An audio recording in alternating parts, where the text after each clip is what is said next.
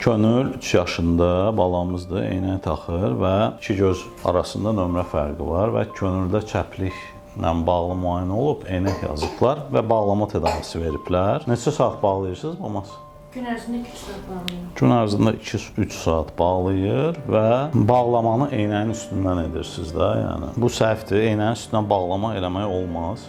Bunun heç bir effekti yoxdur, yəni. Əslində çox sadə, amma çox önəmli bir trikdir bu. Eynəyin üstündən keçən bağlamaların heç biri effektiv deyil. Bağlama olanda dəriyə 360 dərəcə çəpə-çevirə bağlanmalıdır, yapışmalıdır. Göz heç bir açıqlıq görməməlidir. 2-3 saat deyil də bunun kəsin bir dozu var, yəni. Məsələn, gündə 2 saat bağlayacaqsınız. Nə qədər? Gələnə qədər. Kontrolda, müayinədə həkim deyəcək, onu 1 saata düşəkmi, yoxsa bütün günə artıraqmı?